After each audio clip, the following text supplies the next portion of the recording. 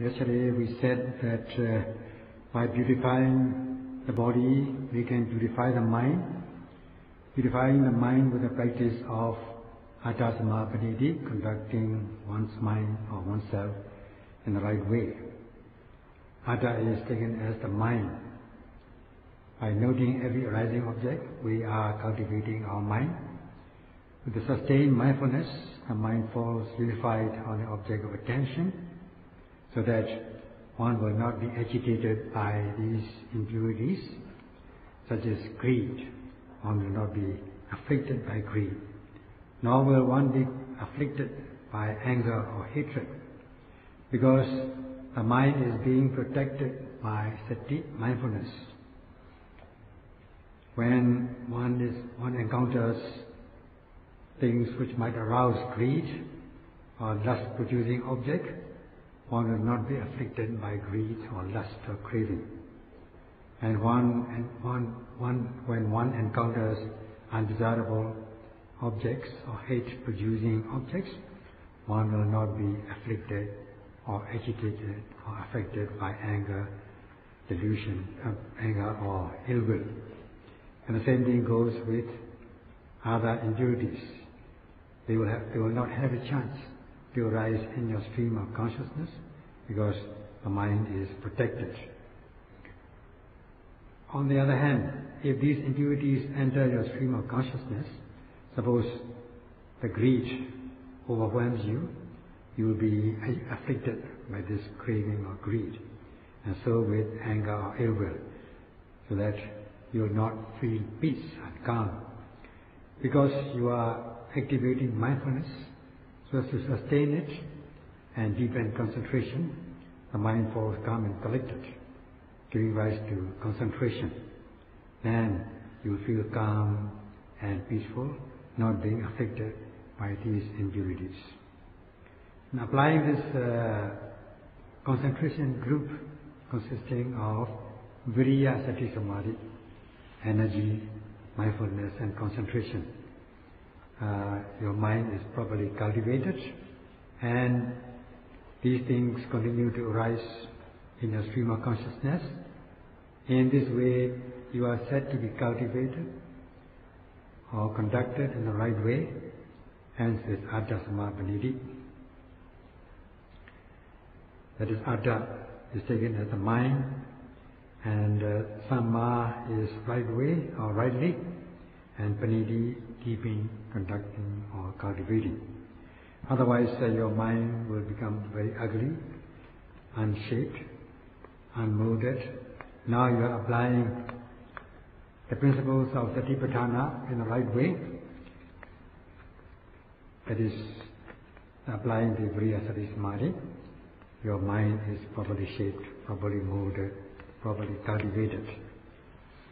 On the other hand, if the mind is not cultivated, if the mind is impure, then your physical and verbal behaviors cannot become pure. So now you are cultivating your mind. You are free of these impurities. Your mind is pure. Hence, your mind is said to be properly cultivated. If you are able to activate mindfulness for 1 minute with 60 seconds, at the rate of 1 second per moment of pure mentality, then you are developing or cultivating in 1 minute 60 times or 60 movements of the purity of your mind. That is, in this way, you are initiating this practice in the beginning, and then cultivating it. You let it grow and develop, and such is bhavana. In this way, you are accumulating this pure mentality, so that mind becomes very powerful and developed. Then your physical and verbal behaviors also will become properly cultivated and developed, and they will be properly shaped. Hence, the mind is the main thing. Hence, Atta of Atta-samma-panitti is taken as the mind. It is quite reasonable. So we touched on this subject yesterday, today we shall continue on this topic. You are inserting energy or bringing in powerful elements into the body. Your body becomes strong and powerful so that you'll be able to resist any undesirable things. You may be able to withstand many opponents. When you take daily food, supplemented by medicines, and also if you take fresh water, breathe clean, fresh air, you are bound to develop excellent body or materiality known as Paṇḍitā Rupa, so that your body will become strong, fresh and pure, because you are bringing in these nutriments which are contained in the food into your body. Your body becomes stronger and more fresh. So, and also if you drink fresh water, clean water, and breathe fresh, clean air, you are bound to become fresh and strong and powerful, because you are bringing in the essential elements into your body. So too, with the practice of mindfulness, your mind needs the spiritual nutriments, Dhammoja, known as Dhammoja, Oja nutriment, so that your mind becomes fresh and strong. So you're bringing in these spiritual nutriments into your mind by taking an aim at the object with your noting mind, and exert energy in order to drive your noting mind to the object of attention, so as to leave the way open to pure, profitable deeds and closing the path to impurities. And you're bringing in pure mind led by sati, mindfulness, and you're able to deepen your concentration as a result of activated mindfulness. And as much as you are able to note the arising object, as much as your noting mind is concurrent with the object of attention, you are bound to cultivate true nature of the objects. The true nature, the knowledge will enter your stream of consciousness, because your noting mind is concurrent with the object of attention. Such is Dhammoja, spiritual nutriments, that is, your mind becomes extraordinarily pure and fresh, strong and peaceful, healthy and peaceful. Originally, your mind may be weak before you undertake the practice. At that moment, at that time, you will be a loser. You will be losing to these impurities when you are confronted with these afflictive emotions. Now, you are strengthening your mind with spiritual nutriments. Even if you encounter such things, your mind will be able to overwhelm them and win victory over them, because you are applying these three mental states, namely Viriya, Sati, Samadhi, and your mind can overwhelm all these enemies, opposing elements. You can even resist these opposing elements. Later, as you are able to cultivate knowledge, progressing through the path of insight, your mind will become very strong and stable. Then you are said to have reached the maturity of your mind. Thus, you will be able to resist, you will be able to possess the power of withstanding against any opposing elements. So this way, you are cultivating your mind. The result is that you will not be elated when you encounter desirable things, nor be dejected when you encounter undesirable things. You are not afflicted or agitated by these opposing elements. You are said to be able to develop your mind in a wonderful manner, because you are able to win victory over the opposing elements. Thus you are building up the power of resistance, the resisting power of the mind.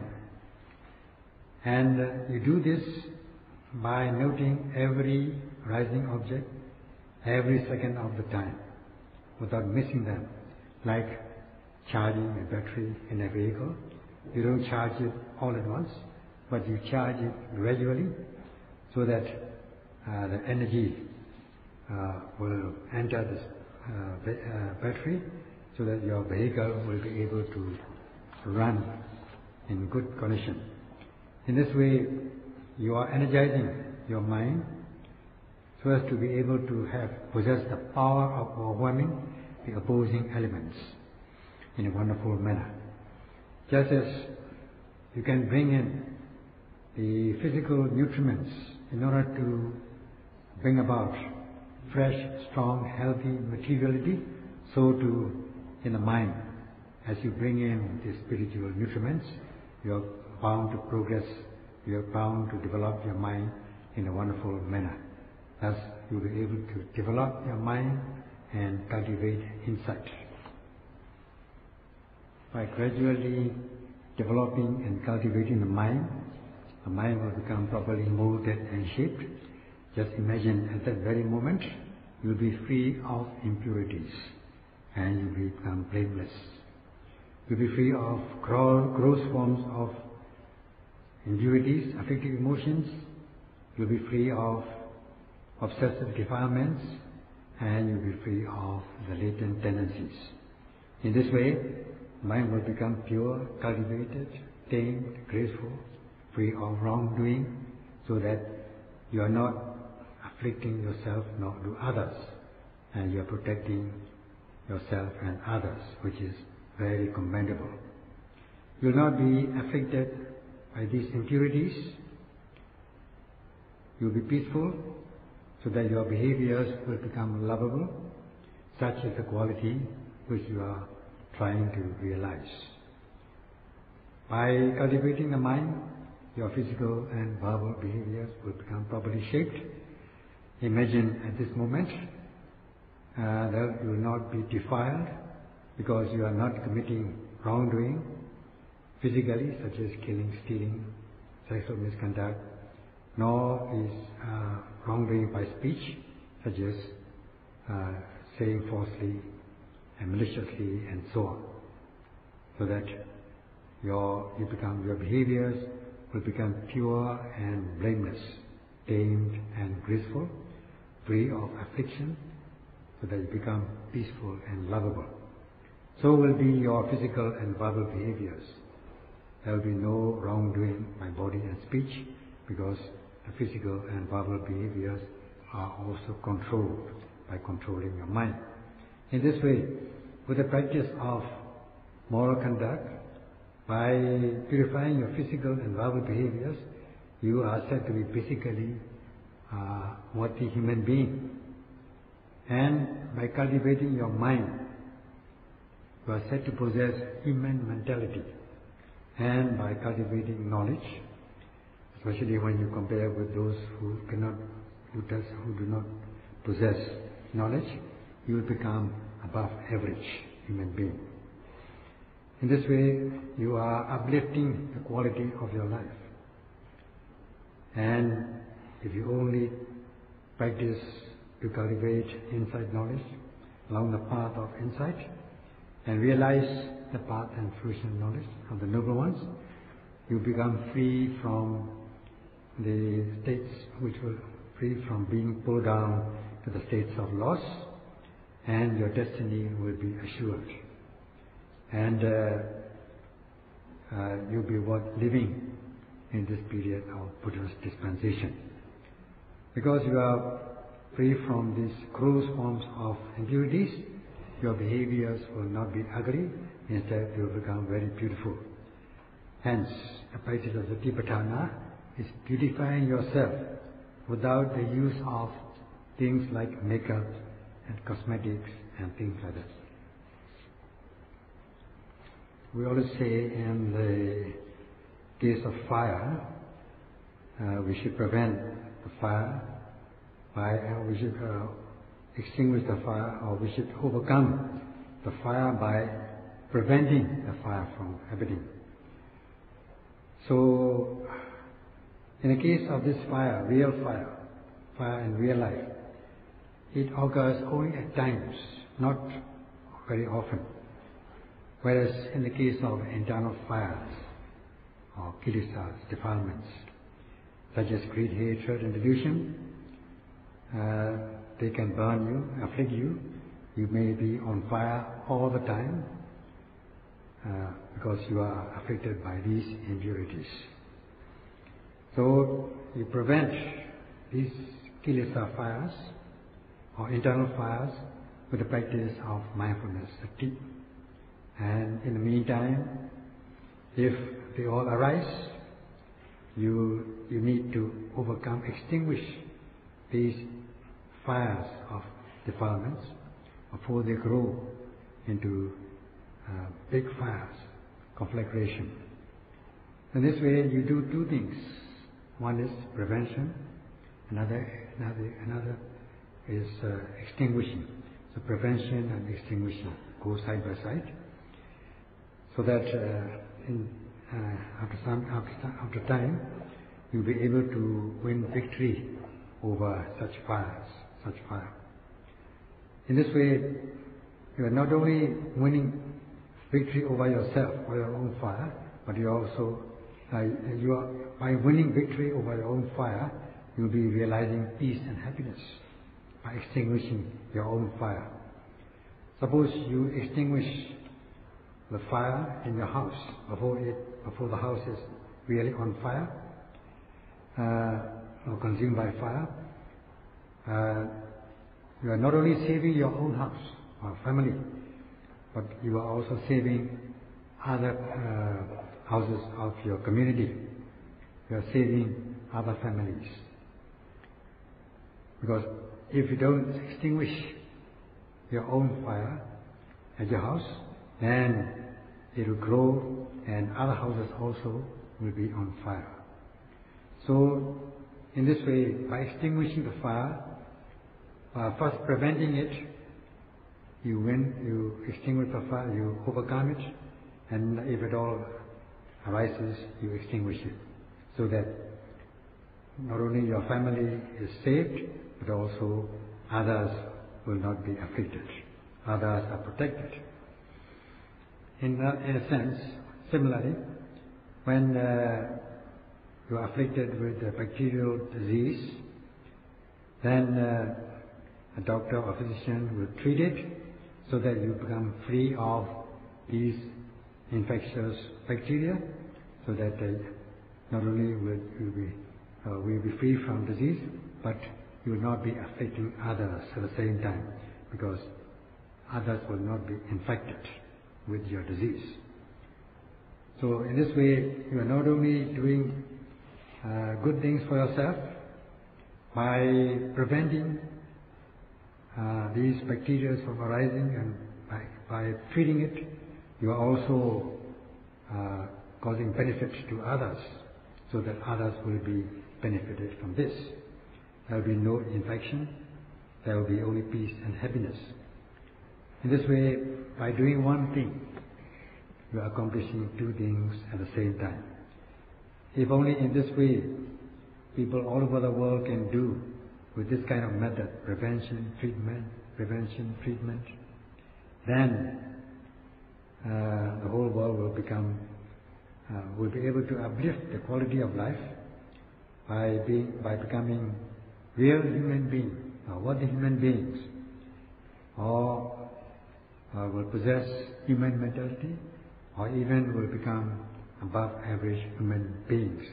In this way, if only they will be able, all of us will be able to uplift our quality of life in this way, the world will be a happy place to live in. As you cultivate your mind with the application of the principles of Satipatthana, your mind will become pure, so will be your physical and verbal behaviors. They will be properly molded and shaped. Such are the immediate benefit of the practice. And you'll be able to extinguish the fires of internal enemies. And this will be your immediate benefit. By purifying the three behaviors, namely physical, verbal, mental behaviors, you become satisfied with your own practice, with your own purity. That is, you'll be satisfied with yourself. There will be no self-reproach or self-blame because of wrongdoing. That is known as Adanuvadabhaya, the danger of self-blame. Now, because you are able to cultivate your physical, verbal, mental behaviors so that they become pure, you will be free of this the danger of self-blame or self-reproach, Adanuvadabhaya. And you will be also free from the reproach of blame by the society, by the community, because of your wrongdoing. In this way, you will be free from this kind of danger known as Paranuvadabhaya, blame by the society or blame by others. And because you are not doing any wrongdoing, you will not be disciplined or punished by local authorities. In this way, you will be free from punishment by the authorities, the danger of being punished by authorities, known as Dandabhaya. And because of your good volitional act or acts of good volition, your destiny will be assured. In this way, by freeing yourself of internal enemies, your body, your physical, verbal, mental behaviors will become pure and will be free from all these dangers. In this way, we have these two kinds of enemies, namely internal enemy and external enemy. External enemies are only encountered at times. They are not so important as the internal enemies. And we have to win victory over these internal enemies with the practice of by following the teachings of the Buddha. Such are the correct methods of victory. In this way, if we are able to overcome our internal enemy, we'll come to understand the benefit of the practice. We come to cherish and appreciate it instead of going after incorrect methods. This is how one wins victory by the method of Dhamma. So, in this way, it is important for every one of us to be able to win victory over these internal enemies with the practice of Satipatthana. In this way, we will be winning victory over ourselves. Others will not be affected, others will not be afflicted, others will not be harmed, hence there will be no social problems. Otherwise, if we follow incorrect methods to control the enemies, such as by the method of weapons, by the method of authority, power, and wealth, then it will not be a correct method. It will be very afflictive and undermining. And the method of winning victory by means of Dhamma is the real culture, which is the Buddhist culture.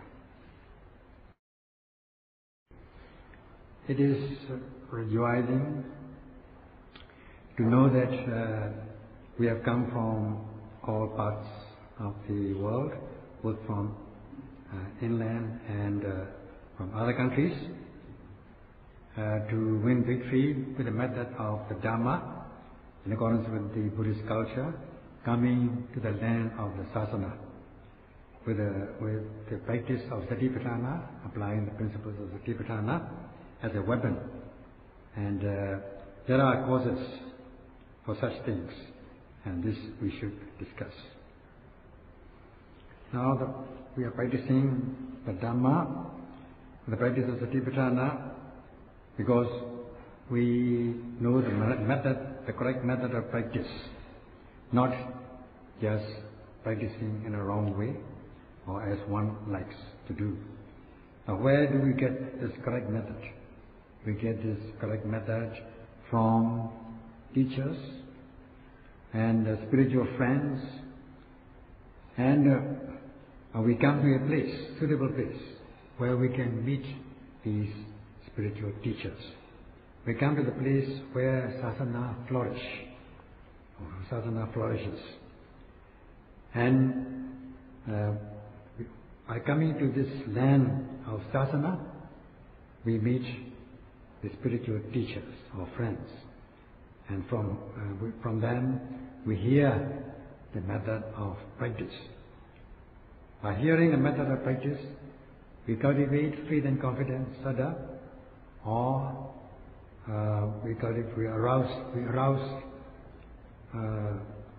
sense of urgency and immediacy, or samvega, leading to the practice. In this way, we have this linkage of cause and effect. By coming to the place where one can undertake the practice of high-level discipline, we are able to depend on or take refuge in the spiritual teacher, Sayadaw-6th, from whom we obtain the correct method of practice by which we cultivate ourselves. In this way, there is this cause and effect linkage. And where do these come from? These come from the situation for having done good deeds in the past, namely known as punyata, having done good deeds in the past.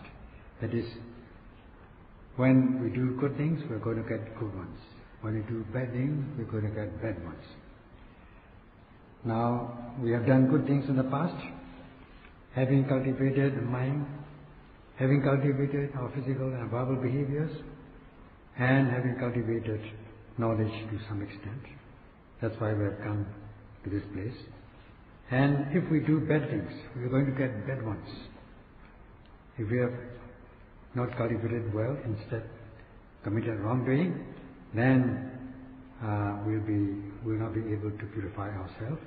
Now we are abstaining from this wrongdoing by purifying ourselves. We have come to a good destiny. By doing good things, physically, verbally, and mentally, we have come to a good situation. And because we have done kusala, good deeds, profitable deeds, accompanied with knowledge, we have come to the land of sasana, the land where Buddha sasana, Buddha's dispensation flourishes, such as Paṇḍitā coming to a suitable place. Then we meet these spiritual friends or spiritual teachers, Sayadaw-6th, that is Sabuddhi-Supanisya, and by taking refuge in them, we are able to cultivate our physical, verbal, mental behaviors. By obtaining the method of practice, if we get in a small way, we are going to undertake in a small way. If we get much, then we will be able to cultivate in a much way. In this way, we get the correct method, and in time, we are able to cultivate ourselves in the right way, that is Adasamapadidi, purifying our mind by purifying the mind. In this way, there is this linkage which rolls on, namely, because of the past good, the present is good. And because of the present good, the future also will be good. We shall explain this tomorrow.